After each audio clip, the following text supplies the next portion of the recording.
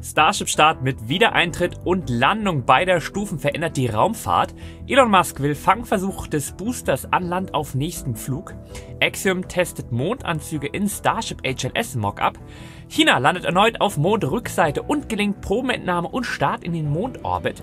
Starliner hebt endlich mit Crew ab und erreicht die ISS, hat jedoch Probleme mit dem Antriebssystem. Warum wurde der Mond beendet? Raumfahrt auf der ILA in Berlin, Ariane 6 Starttermin steht, ESA unterzeichnet Abkommen mit Vast-Raumstation und das Hubble wechselt in ein Gyromodus. Das und noch mehr schauen wir uns heute an. Herzlich willkommen zu Senkrechtstarter, dem Raumfahrtkanal im deutschen Sprachraum. Am Donnerstag demonstrierte SpaceX eindrucksvoll die Zukunft der Raumfahrt. Die massive Super Heavy Starship-Rakete hob ab. Und wenn wir die Erfolge des Fluges extrapolieren, könnte das Starship tatsächlich bald vollständig wiederverwendbar werden. Die 121 Meter hohe und 5000 Tonnen schwere Rakete hob wieder erfolgreich von der Starbase in Texas ab und landete tatsächlich kontrolliert im Meer. Beide Stufen. Aber auf Anfang die zweistufige Super Heavy Starship Rakete hob um 14:50 Uhr MSZ in der Boca Chica Starbase ab und flog dann erstmal über den Golf von Mexiko. Der Testflug markierte den vierten Test einer voll integrierten Starship-Rakete und den ersten, bei dem wie gesagt der Booster und die Oberstufe landeten. Und das bevor auch nur ein anderer Raketenhersteller der Welt auch nur den Booster wiederverwendet. SpaceX erklärte stolz, dass dieser Flug große Fortschritte in Richtung einer schnell und zuverlässig vollständig wiederverwendbaren Rakete gemacht habe. Für uns natürlich die tollen Bilder das Größte, aber wie SpaceX immer wieder betonte, die Daten waren die Nutzlast. Wertvolle Daten für weitere Verbesserungen, um ein vollständig wiederverwendbares Transportsystem zu entwickeln, was dann in der Lage ist, gewaltige Nutzlasten in den Orbit zu bringen. Treibstoff für Deep Space Missionen, Astronauten für die NASA auf den Mond und, das darf man auch nicht vergessen, letztlich auch das erklärte Ziel bei SpaceX, die Menschheit zum Mars. Bis zum Mars, da ist es noch etwas hin, aber ich denke, jeder, der diesen Flug gesehen hat, kommt mal mindestens ins Grübeln, ob das nicht tatsächlich zu unseren Lebzeiten möglich sein wird. Während des gesamten Fluges fielen 2 der 33 Raptor-Triebwerke des Boosters aus, trotzdem gelang die Wasserlandung im Golf von Mexiko. Zuvor hatte SpaceX verstopfte Filter in den Sauerstoffzugleitungen als Problem identifiziert, was sowohl auf Flug 2 als auch auf Flug 3 zu Problemen nach der Stufentrennung führte. Diesmal offensichtlich kein größeres Problem, auch das temporäre Abwerfen des Hot Staging Rings wurde getestet. Temporär wollte man Gewicht sparen für das Landemanöver, zukünftig soll die Hardware dann nicht hier abgeworfen werden. Der dritte Testflug im März hatte noch wegen einer ausgefallenen Rollkontrolle große Probleme beim Wiedereintritt der Oberstufe, die letztlich dann das Schiff damals zerstörten. Damals. Wirkt schon, als wäre das Jahre her. Es ist keine 3 Monate her. Diesmal behielt die Starship-Oberstufe die Kontrolle und überstand die Wiedereintrittsphase erfolgreich. Live-Ansichten zeigten lila und orangenfarbenes Plasma, das über die Rakete strömte. Trotz des Verlustes einiger Wärmeschutzkacheln und einer beschädigten Klappe konnte die Rakete ihre Steuerung beibehalten und landete schließlich kontrolliert im Indischen Ozean nordwestlich vor Australien. Weil das mehrfach gefragt wurde, laut dem Umweltgutachten für die Starts plant SpaceX keine Bergung der Hardware. In dem Dokument für die FAA schreibt SpaceX sogar explizit, sollte die Hardware die Wasserlandung überleben und nicht eigenständig versinken, würde man Maßnahmen zu deren Versenkung ergreifen. Mal gespannt, ob da demnächst chinesische Tiefseetaucher nach ihren Kontaktlinsen suchen. Elon Musk und SpaceX zeigten sich begeistert. Musk lobte die Widerstandsfähigkeit des verwendeten Edelstahls und kündigte an, diesen weiter zu verbessern. Auch stellte er ein Fangmanöver des Boosters mittels Mechazilla-Fangarme in der Starbase bereits für den nächsten Flug in Aussicht. Der SpaceX-Chef war nach seinen Tweets zu urteilen generell bester Laune nach dem Flug. Der plauderte über den Edelstahl. Da wurde viel vermutet oder auch mal andersrum. Ja, die Umstellung auf ultraharten, kaltgewalzten Edelstahl für Starship habe dazu geführt, dass Musk schließlich auch den Cybertruck aus Edelstahl gemacht hat. Auch hat er im Everyday Astronaut Interview vor dem Flug wohl das Problem mit dem Gelenkübergang der Steuerklappen und das Problem, diese Stellen zu schützen, bereits als das Problem des Fluges vorausgesagt, was laut Musk aber keine schwere Voraussage war. Weiter wäre erwähnenswert, dass bei neueren Versionen von Starship-Oberstufen die vorderen Klappen weiter nach Lee verlagert sind. Dies soll in Zukunft dazu beitragen, die Zuverlässigkeit, eine einfache Herstellung und die Nutzlast in die Umlaufbahn zu erhöhen. Da die FAA für das Starship eine umfangreiche Starterlaubnis erteilt hat, die nur bei gravierenden Fehlern widerrufen würde, könnte theoretisch der nächste Starship-Testflug in wenigen Monaten anstehen. Ich lehne mich mal aus dem Fenster. In den nächsten 30 Tagen sehen wir die neue Hardware auf dem Pad und in den nächsten 60 Tagen wird Starship wieder fliegen. Die NASA, die Starship als Mondlander für das Artemis-Programm ausgewählt hat, lobte den erfolgreichen Testflug ebenfalls. Bill Nelson, der NASA-Administrator, gratulierte SpaceX und hob die Bedeutung für die Rückkehr der Menschheit zum Mond im Artemis-Programm hervor. Die NASA bereitet sich darauf vor, nach über 50 Jahren wieder Astronauten auf den Mond zu schicken. Die ehemaligen NASA-Astronauten Doug Wheelock und Peggy Whitson von Axiom Space haben die neuen Raumanzüge der Firma getestet. Dieser Test am 30. April war das erste Mal, dass Astronauten in Druckanzügen mit dem Starship HLS-System gearbeitet haben. Solche integrierten Tests sind entscheidend, um sicherzustellen, dass alles reibungslos funktioniert und sicher ist, bevor die Astronauten ihre Mondmission antreten. Der Test fand im SpaceX-Hauptquartier in Hawthorne, Kalifornien statt und lieferte wertvolles Feedback zu Layout, Design und Beweglichkeit der neuen Raumanzüge. Die Astronauten zogen die Anzüge in einer maßstabsgetreuen Luftschleuse an und übten verschiedene Aufgaben wie das Bedienen eines Bedienfelds und das Nutzen von Mobilitätshilfen wie Handläufen und Gurten. Wheelock und Whitson probten den Ein- und Ausstieg sowie das Bedienen des Aufzuges mit ihren Anzügen, was wichtige Erkenntnisse über die Handhabung und Geschicklichkeit der AX-EMU Anzughandschuhe lieferte. Für die Artemis-3-Mission der NASA wird SpaceX das Starship HLS zur Verfügung stellen, das dann in der Mondumlaufbahn mit Orion andockt und 2 Astronauten zur Mondoberfläche und zurückbringt. Leider kein Mond für Tim. Ich hatte bereits darüber berichtet, dass das Dear Moon-Projekt des japanischen Milliardärs Yusaku Maezawa abrupt abgesagt wurde. Maezawa und 10 weitere Crewmitglieder hätten an Bord eines SpaceX Starships einen Flug um den Mond unternehmen sollen. Maezawa erklärte nun, die fortlaufenden Verzögerungen und die Unsicherheiten über den Starttermin seien ausschlaggebend für seine Entscheidung gewesen. Ursprünglich hatte man den Start der Mission bis Ende 2023 geplant. Aber es sei noch immer ungewiss, wann Starship zu der Mission starten kann und er wollte die Crewmitglieder nicht länger warten lassen. Das Dear Moon-Projekt, das im September 2018 von Maezawa und SpaceX-CEO Elon Musk gemeinsam angekündigt wurde, war ein äußerst ambitioniertes Projekt der privaten Raumfahrt. Maezawa soll eine erhebliche Summe in das Projekt investiert haben und hat auch einen Wettbewerb finanziert, bei dem 10 kreative Personen für die Mission ausgewählt wurden. Mit der Auswahl des Starship-Fahrzeuges durch die NASA als Mondländer für ihr Artemis-Programm im April 2021, da verschob sich der Fokus von SpaceX wohl auf die Erfüllung der Anforderungen der NASA. Maezawas Mission hingegen rückte dadurch medial in den Hintergrund. Tim Dodd meinte letztes Jahr auf dem Space Creator Day, er rechne in den frühen 2030ern mit der Mission, also weit entfernt vom ursprünglichen Plan. Online findet man auch die Theorie, dass sich Maezawas Prioritäten wahrscheinlich geändert haben. Im All war er ja bereits. Im Herbst 2021 flog er mit einer russischen Soyuz zur ISS. Auch bekam das andere große private Raumfahrtprojekt Polaris von Jared Isaacman nach meiner Wahrnehmung deutlich mehr Aufmerksamkeit als das Dear Moon-Projekt. Zudem soll sich das geschätzte Vermögen von Maezawa seit der Ankündigung halbiert haben. Klares Zeichen, dass es auf einen Rückzug aus dem Projekt zuläuft, war dann das Entfolgen auf X durch Elon Musk. Die Absage des Dear Moon-Projekts traf die ausgewählten Crewmitglieder offensichtlich unerwartet. Tim Dodd, der Everyday Astronaut, der schrieb in einem Statement, dass die Träume von ihm und seiner Crew nun vorbei wären. Ja, Tim Dodd, der hat mich hier zu diesem Kanal inspiriert und deshalb auch vielleicht noch ein bisschen mehr aus seinem Statement. Das Einzige, womit er sich schwer tue, sei der Zeitpunkt. Hätte er gewusst, dass die Mission innerhalb eines Jahres und 6 Monate nach der öffentlichen Ankündigung abgesagt werden könnte, hätte er niemals zugesagt. Wie gesagt, Tim Dodd ist ein super sympathischer Typ. Everyday Astronaut ist ein Hauptgrund, warum es Senkrechtstarter gibt. Ich dachte mir, warum gibt's so tolle amerikanische Kanäle über Raumfahrt? Wir brauchen sowas im deutschen Sprachraum. Und mittlerweile Senkrechtstarter über 70.000 Abonnenten und 500.000 Aufrufe im Monat mit so einer Nische wie Raumfahrt. Vielen, vielen Dank, Tim, für deine Arbeit und keep going. Und klar, dass du das jetzt erstmal verarbeiten musst. Nach jahrelangen Verzögerungen und 2 abgebrochenen Starts hat es Boeings Starliner-Raumschiff endlich geschafft. Am 5. Juni hob die ULA-Rakete Atlas V in der Konfiguration N22 erfolgreich ab und brachte die Starliner-Kapsel auf ihren ersten Crewflug in den Orbit. An Bord waren die NASA-Astronauten Butch Wilmore und Suni Williams. Der Start von der Cape Canaveral Space Force Station in Florida, der verlief um 16:52 Uhr MESZ planmäßig. 15 Minuten nach dem Start trennte sich Starliner von der Centaur-Oberstufe der Rakete. Der erfolgreiche Start markierte den 3. Versuch, die CFT-Mission durchzuführen. Die ersten beiden Versuche im Mai und Juni, die scheiterten an technischen Problemen, darunter ein defektes Sauerstoffüberdruckventil in der Rakete und Probleme am Raumschiff bzw. dem Servicemodul. Boeing hatte in den letzten Jahren mit vielen Herausforderungen zu kämpfen, darunter fehlerhafte Software, korrodierte Ventile und Probleme mit dem Fallschirmsystem. Diese Schwierigkeiten, die führten dazu, dass das Unternehmen einen zweiten Testflug ohne Crew durchführen musste, bevor dann der erste Crewflug jetzt starten konnte. Der Start jetzt am 5. Juni war ein bedeutender Meilenstein für Boeing und die NASA, die nun sogar mit Crew Dragon, Starliner und Orion über 3 Crew-Vehikel verfügen. Schon abgefahren. Boeing erhielt 2014 einen Vertrag über 4,2 Milliarden US-Dollar, um die Entwicklung von Starliner abzuschließen und 6 operationelle Missionen zur ISS durchzuführen.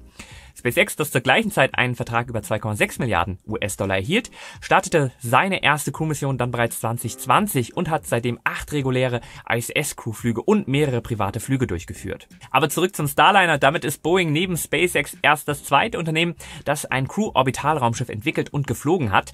Aktuell können das sonst nur Roskosmos, die NASA und die chinesische CNSA. Aber auch für die United Launch Alliance war dieser Start ein besonderer Moment, da es der erste Crewflug einer Rakete von ULA war. ULA-Präsident Tory Brunitt zeigte sich begeistert und erhielt nach der Pressekonferenz die traditionelle Krawattenabschneidung, um den Meilenstein zu feiern. Erinnert mich ja an Altweiberfastnacht, aber anyway. Apropos Altweiberfastnacht, ein bisschen närrisch wurde es auf dem Flug dann tatsächlich doch. Die Mission verlief nämlich wieder nicht ganz reibungslos. Kurz nach dem Start wurden 2 Heliumlecks entdeckt und am Donnerstag fielen einige Triebwerke des Raumschiffs vorübergehend aus. So musste der Kommandant Butch Wilmore häufiger als geplant manuell eingreifen. Trotz dieser Schwierigkeiten erreichten Butch und Sunny die ISS aber sicher. Das Andocken am vorderen Dockingport des Harmony-Moduls, etwa 27 Stunden nach dem Start, wurde dann wegen des Triebwerksausfalls über 1 Stunde später als geplant durchgeführt. Während der Annäherung an die ISS gingen 5 der Reaktionskontrolltriebwerke offline, was die Kontrolleure der Raumstation dazu veranlasste, den Starliner außerhalb der 200 Meter Sicherheitszone der Station warten zu lassen. Letztendlich konnten 4 der 5 Triebwerke aber wieder aktiviert werden, was das Andocken schließlich ermöglichte. Die Ursache der Triebwerksausfälle, die ist noch unklar. NASA und Boeing vermuten, das Problem liegt weniger bei den Triebwerken selbst, sondern eher bei der Software, die die hypergolen Triebwerke steuert. Zusätzlich zu den Triebwerksproblemen entdeckten die Flight Controller 2 weitere Helium-Lecks im Antriebssystem von Starliner. Diese Lecks, die waren unabhängig von dem vor dem Start bekannten Helium-Leck, das nach einem abgebrochenen Startversuch am 6. Mai entdeckt wurde. Die Missionsleiter entschieden sich für ein Fortsetzen des Andockens und verwenden zusätzliches Helium, um das System neu zu bedrücken. Nach dem Andocken fanden die Flight Controller ein 4. kleineres Helium-Leck. Es ist noch unklar, was dieses Leck wiederum verursacht, aber es könnte eine gemeinsame Ursache geben. Nach dem Andocken wurden die Antriebssysteme geschlossen, um weitere Lecks zu verhindern. Die NASA ist zuversichtlich, dass ausreichend Helium vorhanden ist, um Starliner sicher zurück zur Erde zu bringen.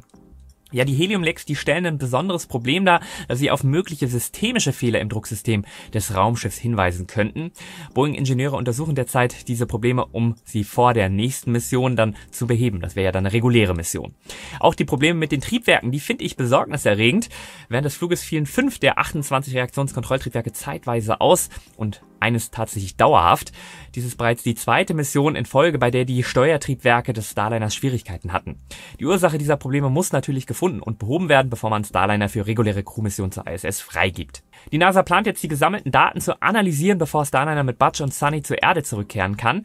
Dieser Rückflug, der könnte frühestens am 14. Juni stattfinden. Die chinesische Raumfahrtbehörde CNSA hat es mal wieder geschafft. Die Chang'e-6-Mission ist die 6. erfolgreiche Mondmission Chinas in Folge und bereits die 4. erfolgreiche Mondlandung und die 2. auf der Rückseite des Mondes. Am Samstag, 1. Juni, setzte der Lander im Apollo-Krater im Südpol-Aitken-Becken auf der erdabgewandten Seite des Mondes auf. Und die Behörde veröffentlichte auch gleich ein Landevideo. Außer China ist bisher noch niemandem eine Landung auf der erdabgewandten Seite gelungen und China betreibt hier jetzt nun gleich 2 Missionen. Von der gelandeten Sonde gibt's nun auch eine Vielzahl an Bildern und Videos, unter anderem eine Außenansicht, die der mitgeflogene Rover aufgenommen hat. Dieser kleine Rover, der soll nun die Landeumgebung erkunden. Nach der Landung machten sich die Teams sofort an das Überprüfen der Systeme und das Entnehmen der Proben. Es sollen bis zu 2 Kilogramm Mondmaterial gesammelt werden. Eine Mischung aus Oberflächenregolith, das ein Bagger entnimmt, und tieferes Gestein, das mittels Bohrer gewonnen wird. Am 3. Juni startete die Aufstiegsstufe der Chang'e-6-Mission zusammen mit den Proben erfolgreich in den Mondorbit. Am 6. Juni traf sich die Aufstiegsstufe mit dem Chang'e-6-Orbiter und auch das Andocken wurde erfolgreich abgeschlossen. Die wertvollen Proben, die wurden in ein Wiedereintrittsmodul transferiert, das um den 25. Juni rum in der inneren Mongolei landen soll. Die Chang'e-6-Mission ist ein bedeutender Schritt in Chinas Raumfahrtplänen.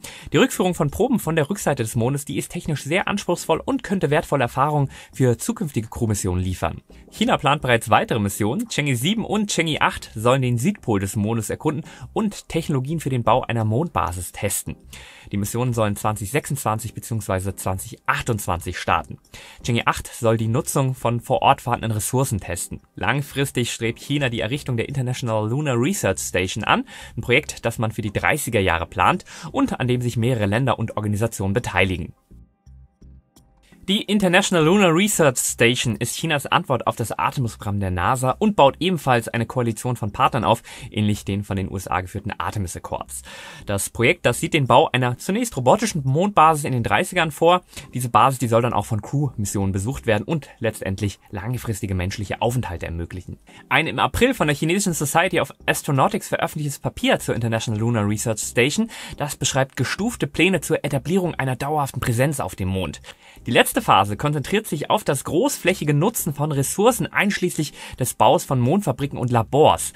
Nicht zuletzt Tourismus sieht man sogar als Möglichkeit der Nutzung so einer Basis. Laut dieses Papiers wird der Aufbau einer solchen Station die Grundlagen für Chinas Erd-Mond-Wirtschaftsraum bilden und das Land als Führende in der astronautischen Deep Space-Erkundung positionieren.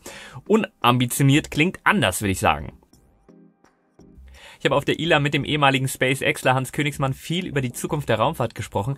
Einiges davon auch für euch vor einer Kamera. Gerade das Thema China, das macht Hans deutlich Sorgen. Es macht mir schon auch so ein bisschen Angst, also weil ich das Gefühl habe in China, dass einfach unheimlich viel Geld, unheimlich viel politische Unterstützung da ist. Verfolgst du das? Ein bisschen. Also China ist im Prinzip die einzige Organisation, die ähnlich viel startet wie SpaceX. Also vor 2 Jahren war das der Fall. Letztes Jahr hat dann SpaceX entschieden überholt. Und ich glaube, in China ist viel mit der Raumfahrt, es ist eben auch militärisch, wird militärisch gesehen. Und das ist schon auch eine weltpolitische Entwicklung, die mich auch ein bisschen besorgt. Nicht? Also von daher, ich guck drauf und guck's mir an, aber ich bin eher besorgt dabei, als dass ich das eine gute Sache finde. Ja. Das Interview bekommt ihr diese Woche natürlich nochmal in voller Länge. Spoiler, als das nächste große Ding in der Raumfahrt sieht Hans die kommerziellen Raumstationen. Das bringt uns zum nächsten Thema. Die ESA und das amerikanische Unternehmen VAST haben auf der ILA eine spannende Absichtserklärung unterzeichnet. Künftig wollen sie gemeinsam an neuen Raumstationen arbeiten und damit Europas Zugang zum Weltraum erweitern. Das bedeutet mehr Möglichkeiten für ESA-Astronauten und europäische Forschung in der Schwerelosigkeit. Die Zusammenarbeit soll vor allem Europa neue Chancen im niedrigen Erdorbit bieten, also dort, wo bisher die ISS unterwegs ist. Konkret geht es um den Zugang zu den VAST-Raumstationen für astronautische Missionen und dann natürlich auch für Forschung und kommerzielle Projekte. Außerdem will VAST die europäische Industrie unterstützen, damit sie die nötigen Teile und Ausrüstung für die Station zuliefern kann. Ab 2026 sollen europäische Astronauten auf der neuen Haven 1 Station von VAST arbeiten können. Die relativ einfach aufgebaute Haven 1 Station soll bereits nächstes Jahr mit SpaceX ins All gebracht werden und auch vom Dragon versorgt werden. ESA-Generaldirektor Josef Aschbacher zeigte sich begeistert. Er sagte, diese Vereinbarung zeigt, dass wir Europäer entschlossen sind, Europas Rolle in der Weltraumwirtschaft zu stärken.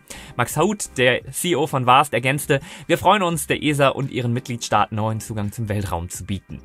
Eine andere kommerzielle Station, die noch vor dem ISS aus übernehmen soll, Starlab. Das soll in Bremen gebaut werden und ich konnte erneut mit dem Leiter Manfred Jaumann von Airbus Defence and Space über die Station sprechen.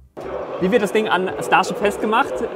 Ja, das machen wir auch gerade. Okay. Das geht über den sogenannten Payload Adapter. Das ist überall so, ob das Satelliten sind, oben in der Spitze von der Rakete drin oder eben so eine große Payload. Starlab wird die größte Payload für Starship sein und derzeit wird der Payload Adapter entwickelt. Und eben auch die Anpassungen am Raumfahrzeug, am Raumschiff Starlab und die Anpassungen auch am Launcher selber, damit die 3 Elemente Payload Adapter, Payload, unsere Raumstation, Payload und der Launcher gut aufeinander passen. Und das ist nicht ganz trivial. Derzeit ist es ja so, dass das Starship so eine Klappe hochmacht und da kann man unsere Station nicht einfach rausgeben, also ausfahren, sondern die muss dann geneigt werden und dann wieder zurück und so. Das ist eine spannende Geschichte. Da hauen wir uns auch so ein bisschen gerade mit den SpaceX, wer der denn jetzt für was verantwortlich ist und wer was machen muss und so. Aber das ist ein ganz normales Geschäft, das macht Spaß. Ihr habt kein Ticket mehr für die ILA bekommen? Macht nix. Ich war dort und habe einen Livestream-Rundgang mit dem Bundesverband der deutschen Luft- und Raumfahrtindustrie durch den Space Pavilion gemacht. Den verlinke ich euch unter dem Video. Ich entschuldige mich für das Hochkant-Format. Das konnten wir tatsächlich wegen eines YouTube-Bugs nicht mehr ändern vor Ort. Aber vielleicht dann einfach am Handy oder am Tablet schauen. Lohnt sich. Ich rede unter anderem mit ESA-Astronaut Matthias Maurer über die neue Lunar Facility. Die ESA hat den 9. Juli als Startdatum für den ersten Ariane 6 Start festgelegt. Diese Ankündigung, die erfolgte auch auf der ILA in Berlin. Kanzler war ja da. Der erste Flug der Ariane 6, das ist aber ein Demonstrationsflug, also sind nur so ein paar Testnutzlasten mit dabei. Der Start soll dann endlich Europas Trägerraketenkrise beenden. ESA-Chef Aschbacher hat die Bedeutung der Ariane 6 für Europas unabhängigen Zugang zum Weltraum betont, wobei man ja sagen muss, dass man sich den Zugang zum Weltraum ohne Not selbst genommen hat. Da die Ariane 6 kein einziges Entwicklungsziel bis auf eine wiederzündbare Oberstufe erreichen wird, fällt es mir da schwer zu applaudieren. Ich glaube, es lässt sich grob so zusammenfassen: Die Politik hat sich Quatsch gewünscht, die Industrie hat nicht geliefert und die ESA wiederum hat ihre Aufsichtsfunktion vernachlässigt bzw. ist politisch gewollt nicht stark genug, um Kritik zu äußern. Ich will jetzt einfach, dass das Kapitel endlich um ist und das Ding fliegt und wir endlich wieder über ernsthafte Raumfahrtambitionen sprechen können. Wenn der Erststart gelingt, ist ein zweiter Start vor Jahresende geplant, gefolgt von einem Anstieg auf etwa 10 Starts pro Jahr. Die Produktionsanlagen, die würden maximal 12 Starts hergeben. Das legendäre Hubble-Weltraumteleskop steht vor einer Herausforderung. Die Gyroskope, die seine Ausrichtung steuern, die gehen zur Neige. Die NASA hat deshalb angekündigt, den Betrieb auf ein einziges Gyroskop zu reduzieren, um immer ein Gyroskop als Backup zu schonen. Dies wird zwar die Ausrichtungszeit verlängern und die wissenschaftliche Effizienz senken, doch Hubble bleibt so weiterhin aktiv. Hubble seit 1990 im Einsatz ist, was die Anzahl der wissenschaftlichen Paper betrifft, das produktivste wissenschaftliche Instrument in der Menschheitsgeschichte. Zum Abschluss der News noch ein kurzer Blick nach Indien. Es gab die Woche ein Rendering des neuen Gaganyaan-Kontrollraums, von dem aus die ersten indischen Crewmissionen dann überwacht werden sollen. Bevor ich es vergesse, Senkrechtstarter wird dieses Jahr 5 und das wollen wir feiern, und zwar einen Tag vor dem Space Creator Day. Also normalerweise die Party, wo dann nur die Creator da sind und die Orga-Teams und so, und das machen wir für euch offen. Am 11. Oktober, Freitag, vor dem Space Creator Day, gibt's in Speyer eine große Senkrechtstarter-Sause. 5 Jahre Senkrechtstarter, unser Apollo-Moment. Also Link unten in der Beschreibung. An dieser Stelle sei allen Menschen gedankt, die diesen Nischenkanal möglich machen. Ganz besonders möchte ich mich bei den Schutzengeln bedanken, die Senkrechtstarter regelmäßig monetär unterstützen. Wenn auch du mithelfen möchtest, den Deutschen Sprachraum für Raumfahrt zu begeistern und das aktiv, unter dem Video findest du einen Link zur YouTube-Kanalmitgliedschaft. Vielen Dank. Raketenstarts vergangene Woche? Ja, war doch nix. Spaß. Aber irgendwann muss ich ja auch mal schlafen gehen und die wichtigsten Starts haben wir ja mit Starliner und Starship besprochen. Und nächste Woche wird es tatsächlich ein bisschen ruhiger. Ich hoffe, die News haben dir wieder gefallen. Wenn ja, den Like nicht vergessen. Die Raumfahrt ist und bleibt spannend. Die Woche steht da wohl massiv dafür. #Apollo-Moment. Ich würde sagen, bis zum nächsten Mal. Immer schön senkrecht bleiben. Dein Mau.